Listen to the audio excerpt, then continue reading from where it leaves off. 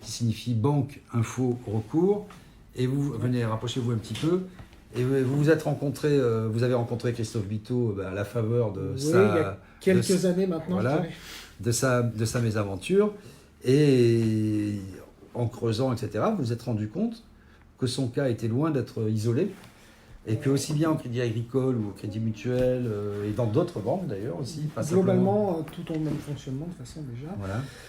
Puis c'est la fondation de notre association est partie d'un constat, c'est qu'à l'heure actuelle, il n'y a qu'une seule assoce bancaire, celle de ce monsieur. Serge Maître, parce que voilà, Oui. quelqu'un en parlait, c'est pour ça, je ne connais pas. Alors pour faire simple et clair sur la FUB, ce monsieur a notamment soutenu la loi Mursef, celle qui autorise les banques à vous envoyer des courriers qu'elles vous facturent 15 euros. Quel intérêt pour le consommateur? Je ne le vois pas. Christophe pourra aussi en parler parce qu'il avait tenté de les contacter. Voilà, visiblement, donc voilà, c'est parti d'un constat. Il y a un réel manque d'informations sur le fonctionnement bancaire, les dérives. Et il est important, à mon sens, de se regrouper le plus largement possible pour peser, faire bouger les choses, solliciter les politiques et aller au contact des banques, contester les frais, ce qu'on fait quotidiennement au sein de l'association.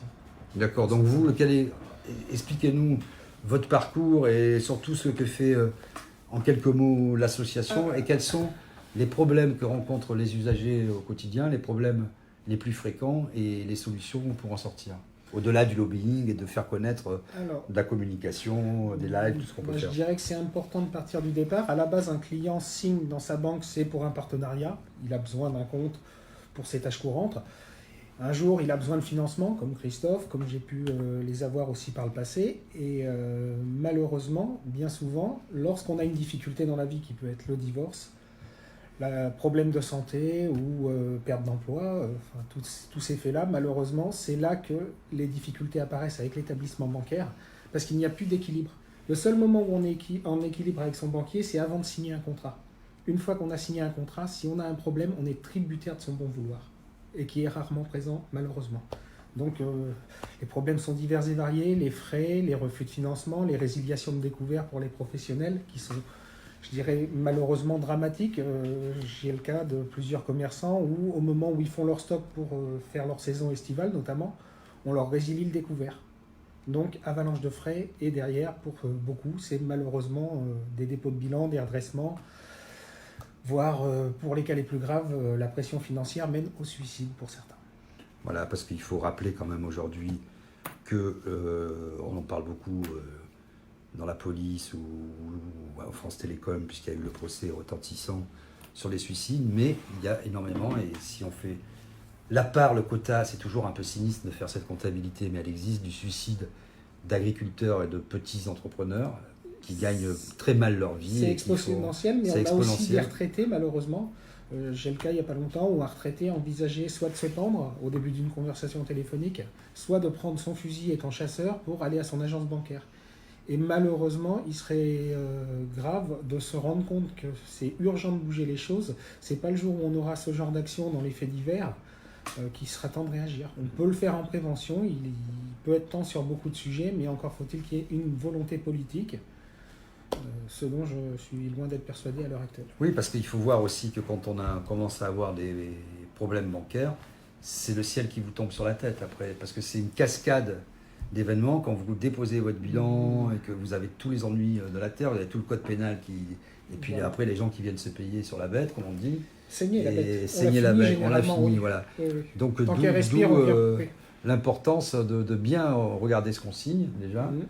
Et d'agir dès qu'il y a les moindres difficultés. Voilà. Dès le début, il faut toujours agir au plus tôt, parce que notamment pour un particulier qui perd son travail, il y a des moyens très simples de mettre en pause pour 2 ans le crédit immobilier notamment, donc ce qui va donner le temps à la personne tout simplement de reprendre un pied financièrement, de stopper l'hémorragie. Voilà, il y a beaucoup d'outils qui peuvent être utilisés en prévention, encore faut-il que les gens soient au courant au moment où ils en ont besoin, et d'où l'intérêt de faire de la prévention, de solliciter notamment les médias comme vous afin d'exposer ces problèmes et que les gens se rendent compte qu'ils ne sont pas nécessairement seuls, qu'il faut arrêter d'avoir honte des problèmes financiers, ça peut arriver à tout le monde. Il n'y a pas de science exacte là-dessus, n'importe qui peut y être confronté. Donc voilà, ne pas en avoir honte, parce que la honte, pousse les gens à ne pas en parler. Ne pas en parler, c'est le vivre à petit feu et se faire saigner à petit feu par l'organisme bancaire qui, lui, par contre, n'aura aucun scrupule à finir de vous enfoncer. Par contre, je tiens également à faire la part des choses et ne pas jeter la pierre aux employés, parce qu'il y a beaucoup d'employés qui sont en contact avec nous, qui, eux, n'ont pas le choix. Les employés en bas de l'échelle, malheureusement, ils appliquent les directives qui viennent de plus haut pour beaucoup, et n'ont pas la main sur ce qu'on leur fait faire. Ils ont également leur famille à nourrir, donc je veux faire la part des choses entre l'institution bancaire et le personnel en bas qui, malheureusement, subit également pas mal de choses au niveau de la pression des chiffres, au niveau des pratiques commerciales, le fait de devoir vendre un certain nombre d'assurances, de devoir toujours vendre toujours plus, qui sont malheureusement néfastes et pour le client et pour les salariés à l'intérieur des institutions. Oui, puis il faut bien expliquer, mais je pense que tout le monde le sait bien, il suffit d'avoir fait un prêt dans sa vie. En fait, aujourd'hui, qu'est-ce qui se passe ? Les employés de banque ont un document, ils rentrent vos revenus, ceux éventuellement de votre conjoint, vos charges, et puis c'est la machine qui calcule. Et la marge de manœuvre, on dit, bah là, vous ne pouvez pas, le taux d'endettement est de tel, etc. Donc aujourd'hui, la vraie question, c'est cette dépendance. Et se loger, ça devient, surtout là, on est en région parisienne. Alors, je ne parle même pas de Paris, parce que ça, il faut être rentier, ce qui n'est pas mon cas. Impossible de se loger à Paris aujourd'hui. Vous êtes un jeune couple, vous démarrez, même si vous voulez. Il n'y a pas qu'à Paris, malheureusement. 30 mètres carrés, mais c'est encore plus vrai à Paris, dans les grandes villes en général. Encore à la campagne, mais alors c'est d'autres problèmes. La campagne ou dans les villes périphériques, c'est beaucoup moins cher, mais vous avez les transports, il vous faut une voiture, du coût de carburant, il y a des coûts de carburant. On revient au même principe. Les gens qui fument des clopes et roulent au diesel, ces salauds de pauvres qui travaillent. Voilà, le problème est insoluble. On peut vivre sans fumer. C'est pas nécessairement bon pour la santé. Voilà, c'est ça. Mais on ne peut pas fumer sans vivre. C'est compliqué, ouais. Bon, voilà les amis. J'espère qu'on vous a un petit peu éclairé. Vous avez un site internet, vous avez... Oui, sur Google, il est très simple à trouver. Donc, on a une page Facebook. Banque Info Recours, BIR, une page Facebook. J'aurai également une petite histoire, notamment une petite zone d'ombre sur la Banque Verte, encore une fois. L'histoire d'un client qui s'appelle Monsieur Perrin, qui vit dans le sud de la France, sur la région de Calvisson. Eh bien, ce monsieur, il a été victime d'une arnaque immobilière qui l'a mené à avoir une trésorerie financière tendue. Malgré tout, il a fait des grèves de la faim pour essayer d'interpeller l'opinion publique et sa banque. Et ce monsieur-là, il a réussi malgré tout. Donc, il campe dans son logement parce qu'il a fait le choix de lancer un premier gîte qu'il loue sur Airbnb avec un très bon taux de remplissage. Et il en a un deuxième à finir avant d'enfin pouvoir faire sa maison. Ce qui fait qu'il campe chez lui, ce monsieur, depuis de nombreuses années. Et le Crédit Agricole, il lui manquait 5 000 € pour mener à bien son deuxième gîte. 5 000 €. Et on lui a refusé. Bilan, donc il a encore voulu malheureusement faire confiance à sa banque. Il leur a envoyé un recommandé le 1er mars de mémoire. La seule réponse qu'il a eue, c'est on clôture vos comptes. Voilà. Pour 5 000 €. Et bilan, cette personne, c'était le premier acte pour qu'il prenne du retard de prêt immobilier et pour qu'on vienne lui saisir sa maison. Ça aussi, c'est encore une belle histoire sur la banque de sociétaire qui est le Crédit Agricole. Et il y en a plein d'autres encore, malheureusement, c'est du quotidien.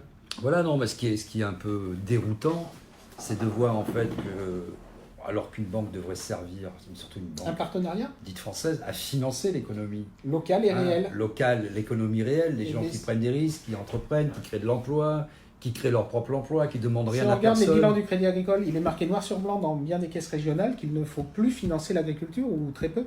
Et c'est marqué dans les bilans de ces caisses régionales. Ouais. Et elle est fondée par des agriculteurs à la base, cette banque. C'est formidable. Voilà. Eh bien écoutez, voilà les amis, j'espère que vous avez vu, c'était très intéressant, je trouve, passionnant. Des cas concrets qui éclairent, c'est ce qu'on essaie de faire, ne pas apporter de jugement, de valeur ou de parler dans l'absolu comme ça, mais d'avoir... J'aimerais bien rebondir sur la personne qui n'est pas d'accord sur le personnel. Alors, je dirais, oui, il y a du personnel qui va être, avec l'amour du maillot, je dirais, qui va tout avaler et défendre son institution bec et ongle, mais malheureusement, c'est pas le cas de tous. Il ne faut pas les juger tous dans le même sens. D'ailleurs, je vous invite à regarder un reportage qu'on a fait dans le cadre de l'émission Tout compte fait sur France 2. Vous verrez une employée du Crédit Mutuel qui a pris le risque de faire voir son outil de travail et expliquer comment elle prenait les frais. Donc voilà, il ne faut pas tous les mettre dans le même sac. On a beaucoup de contacts dans pratiquement tous les réseaux bancaires. Donc, je ne les mélangerai pas tous, personnellement. Voilà. Non, mais ce qui est très difficile, c'est que Après, je comprends les gens qui soient à bout de fait de voir le comportement qu'on peut avoir. Ça, Voilà, c'est non, clair. mais c'est vrai aussi, ce qui est difficile, c'est dans ce monde, allez, on va dire mondialisé, hein, dans cette grande économie. Moi, j'aime pas dire de marché, parce que ce sont des marchés financiers. C'est devenu un marché. Voilà, non, mais ce que je veux dire, ce sont des marchés financiers, comment qu'il y a Mais un même marché le local, client bancaire etc. est un Mais marché, bien il faut sûr. lui vendre des assurances, il faut lui vendre des cartes. Alors, on le voit des dans placements. toutes les banques, la première année, si on vous octroie un prêt pour vous loger, etc. Puis après, on vous dit, vous voulez pas une assurance vie, vous voulez pas ça, prenez l'assurance bris de glace, l'assurance machin, et on fait ça, et après, On vous place des produits. on vous place C'est des des produits. commerciaux et plus des conseillers. Et c'est difficile de refuser parce que On vous incite à les on vous incite à les prendre, vous êtes dans une relation, pensez-vous, de confiance. Vous avez besoin d'un petit découvert, Voilà. mais en même temps, si vous preniez la petite assurance à 2 € par mois ou 3, Et le problème aujourd'hui, vous devez le constater, c'est que dès que vous avez réussi à créer un lien de confiance avec votre employé de banque, etc., je ne dis pas banquier parce que c'est trop générique, votre chef d'agence avec qui vous entendez bien, qui connaît bien votre fonctionnement, c'est ce qui vient de passer s'ils sont voilà, mutés. vous dites, bah là, ce mois-ci, vous l'appelez, moi ça m'arrive, évidemment, ce mois-ci, j'ai des frais, je ne vais pas y arriver, je vous le dis, je l'appelle, je dis, je suis dans la galère, le mois prochain, ça ira mieux. Eh ben, je le connais, etc., il essaie de me couvrir, il me dit, bon, en fait, pas. Alors, vous n'êtes peut-être pas dans la même position que quelqu'un au SMIC. Voilà, non, mais si vous voulez, Ce ouais, qui- encore non, mais, que, enfin, voilà. non, mais ce qui aide. Non, mais enfin, voilà, non, mais ce que je veux dire, c'est que quand vous êtes habitué à quelqu'un, Mais il ne faut pas de relation de confiance. C'est L'institution fini, en quoi. elle-même ne veut Voilà. pas de ça parce que faut pas qu'il y ait d'affinité entre conseiller et client. alors effectivement, plus on est, moins on gagne d'argent. Les gens qui sont au SMIC, souvent, et on le sait avec les Gilets jaunes, hein, puisque vous-même, vous avez manifesté avec les Gilets jaunes depuis le début. C'est que ça me fait rire, parce que les Gilets jaunes, paraît-il, sont des gens qui ne travaillent pas. Alors, moi, tous les Gilets jaunes que j'ai vus, c'est des gens qui travaillaient, mais bon, je ne dois pas voir les bons Gilets jaunes. Ah, mais Christophe aime bien se promener avec son tracteur. Ouais, voilà, il vient- l'emmène à la banque, il il vient à l'emmène sur Paris, les il ronds-points. vient à Paris avec son tracteur. Voilà. Non, mais enfin, le cas de Christophe, voilà, n'est pas isolé et c'est des millions de Français qui ont des problèmes tous les ans avec leur banque. Voilà. Et là, si les politiques se bougent, il y a des actions à pouvoir mener pour le pouvoir d'achat, concrètes, factuelles, sans un centime d'argent public. Voilà. Il n'y a pas besoin d'un centime pour limiter les frais bancaires. Ça coûte rien à l'État. Ce sera juste Alors faire des expliquez textes de loi ça. clairs. Voilà, par exemple, comment on pourrait... une solution, allez, une seule piste Une piste, concrète. eh ben, tout simple, on a 9 millions de personnes qui vivent sous le seuil de pauvreté. À l'heure actuelle en France, c'est les chiffres INSEE. C'est ça. Et bien on Les limite les derniers frais bancaires disponibles. de fait. Déjà, ceux-là sont de fait dans une situation de fragilité financière. Donc voilà, on a un chiffre clair qui empêcherait les banques de contourner, parce qu'avec les lois actuelles, il y a une certaine ambiguïté qui leur laisse la marge de manœuvre pour apprécier la fragilité d'un client ou non. Et ce qui, à mon sens, c'est pas eux, ils n'ont pas à être jugés partis. Et là, en gros, c'est eux il y a une loi qui date de 2014 qui limite les frais bancaires pour les personnes que la banque juge fragiles. D'accord. Pourquoi c'est à la banque de les juger fragiles, les gens? Alors que ça devrait être, par exemple, Bah, ça nous amène à une voir des gens déclaration qui... de revenus. Une personne au RSA n'est pas nécessairement fragile pour certaines banques. D'accord, C'est des cas qu'on rencontre. Donc c'est une aberration. d'accord. Et il y en a bien d'autres. Après, on peut faire un sujet toutes les semaines pour traiter ces problématiques. Donc, mais ouais, Bon, il y a quand même quelqu'un de content. Le Crédit Agricole est une très bonne banque. Je suis chez eux depuis 30 ans. Je n'ai jamais Ah, mais, rencontré aucun souci. mais Ben voilà, il y a n'importe quelle un banque, client heureux. c'est formidable. Eh ben, il faut aller à la télé et témoigner. Et on peut même en débattre si vous non, Et mais, on a trouvé un client heureux. Voilà, c'est beau. mais qu'il y ait des gens heureux à partir du moment où ils Non, n'ont mais pas faut de pas, gros problèmes dans leur vie, généraliser. bien évidemment. Quelqu'un qui n'a pas de problème dans sa vie va pas avoir de problème avec sa banque. Hein. Christophe n'aurait pas eu besoin de financement, il se serait jamais rendu compte qu'il était fiché. Donc, enfin, c'est. Et a fortiori, quelqu'un qui a des problèmes avec sa banque peut avoir des problèmes dans sa vie. Ah bah oui. C'est- Ouais. Oui, non, mais. Non, mais comme je disais, après, c'est l'effet cascade. Voilà. Mm, mm. Bon, en tout cas, merci les amis. Voilà, partagez. Ah si, les politiques sont bien souvent au niveau local dans les conseils d'administration des Alors, banques. voilà. C'est bien le problème. Parce que si vous voulez, ça aussi, voilà, chaque fois on veut finir, mais on ouvre un tiroir, parce que ce sont des tiroirs Ah oui, non, qui mais sont là, on intéressants. peut faire des heures, il n'y a pas de problème. Il faut voir aussi qu'on parlait tout à l'heure, en préparant un petit peu ce live, des élus qui sont, quand vous les voyez, que ce soit dans un canton rural, etc., ils sont toujours d'accord avec vous à titre individuel. Bon. C'est Vous quand ça lui remonte plus haut que parlez ça de bloque. votre, mais même vous leur parlez de votre problème d'eau, Le gestionnaire, moi j'ai pas de pression, et patati et patata. Puis vous vous rendez compte que le type, il est président du syndicat de l'eau, il siège au conseil d'administration de l'hôpital du coin, il est au conseil d'administration de la caisse locale du Crédit Agricole ou du Crédit Mutuel.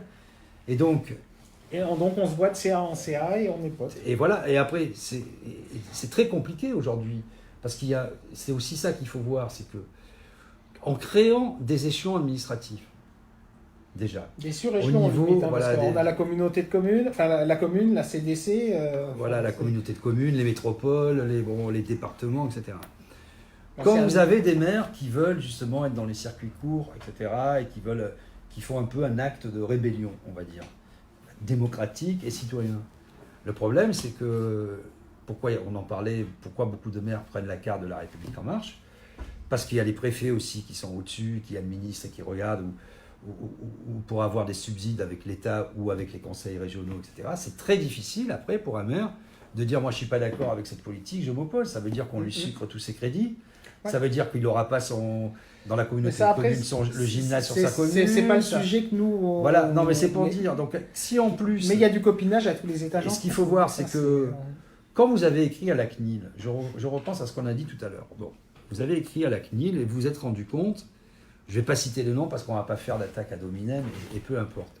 En plus, c'est quelqu'un que j'ai connu il y a très longtemps dans le monde politique qui s'est retrouvé à la tête de quelle banque? Arkea. Bon. Arkea qui est... Pas dur à retrouver, Google. Voilà, Arkea qui appartient au Crédit Mutuel. Qui appartient au Crédit Mutuel. Bon. Cette banque ça a été voté en conseil d'administration, détachée du Crédit Mutuel fédéral.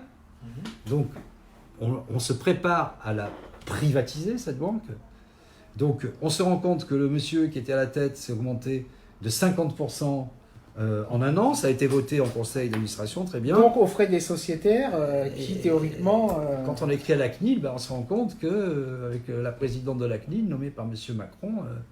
c'est peut-être son épouse, cette dame. Ah, il y a des chances. Ah, il y a des chances que ce soit son épouse. Alors voilà, en France, c'est bien tout le problème. Moi, je pense que j'ai pu l'expliquer à de nombreuses reprises.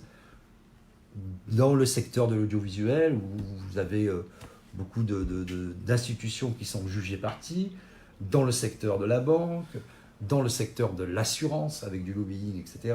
Arkea est indépendante. Voilà. C'est une fédération indépendante du Crédit Mutuel qui a plusieurs fédérations, mais ils sont regroupés à l'heure actuelle au sein de la Confédération nationale.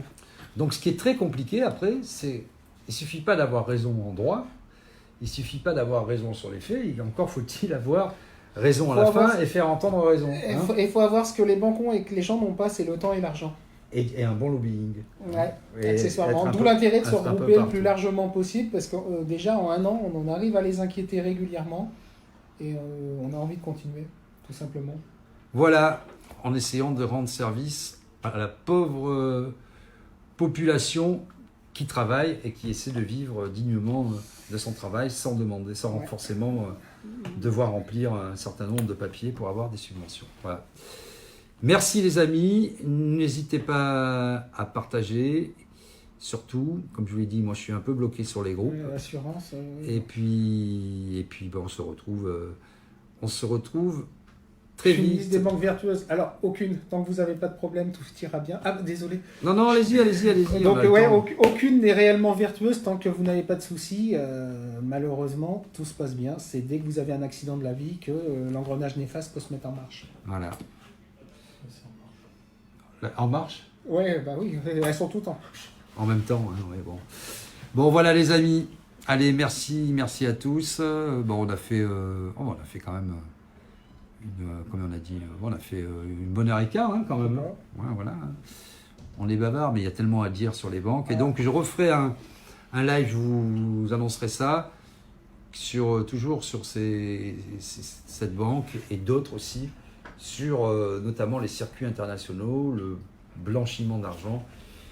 Et je ferai intervenir, encore une fois, des spécialistes, des praticiens au quotidien des utilisateurs qui ont essayé de s'élever contre un certain nombre de dérives Et finalement, ce sont toujours ces gens-là qu'on met à la porte, même si les scandales finissent par éclater. Hein.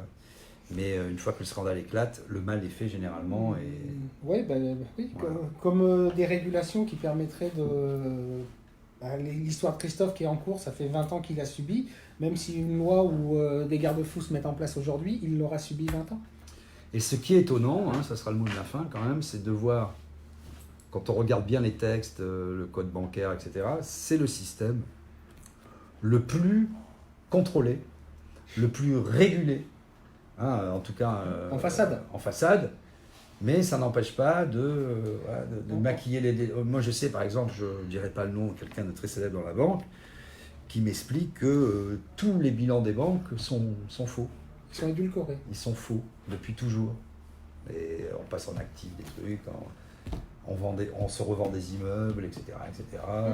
Via les SCI. Et après on consolide et on dit regardez mon bilan comme il est beau, et ça permet d'avoir les bonnes notations, et un jour on fait faillite quand même. Une faillite qui pourrait arriver notamment via la Deutsche Bank si elle s'effondrait, ou une banque italienne, et ça pourrait arriver. Hein, c'est ce qu'on dit aujourd'hui, c'est ce que disent beaucoup de spécialistes.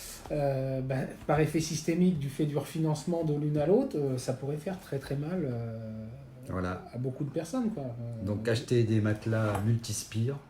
Oui. Et maintenant, on peut Vendez plus prendre... vos actions dans les banques sociétaires. Enfin, tant qu'elles ne changent pas, il n'y a aucun intérêt à en avoir. Oui, parce que peut-être une dernière chose on dit toujours dernière, mais qui a son importance, c'est que bientôt, on en parlait tout à l'heure, dans les banques mutualistes, les sociétaires seront responsables En cas de faillite. en cas de faillite. D'une caisse locale. Ils sont déjà responsables pour 5 ans après le départ. Voilà. Déjà, à l'heure actuelle. Donc ça veut dire que si une caisse, on l'a vu ces dernières années, des banques les plus prestigieuses qui ont fait faillite, ça ne sera pas forcément l'État, ça ne sera pas forcément les assurances. On viendra vous vider vos comptes. Alors, c'est pas nécessairement par une banque française que ça peut arriver, mais ça peut après arriver par les placements douteux faits à l'étranger. Plutôt. Voilà. Bon, ça serait un autre... on en Ce a qui est le parlé... plus plausible, une Deutsche Bank qui s'écroule et qui au niveau boursier provoquerait un krach terrible, qui là pourrait impacter la rentabilité de nos banques françaises. Ne faisons pas de catastrophisme, mais voilà. Bon, écoutez, voilà les amis, bonne fin de journée, partagez, et puis je vous tiens au courant pour des prochains lives. Salut à tous.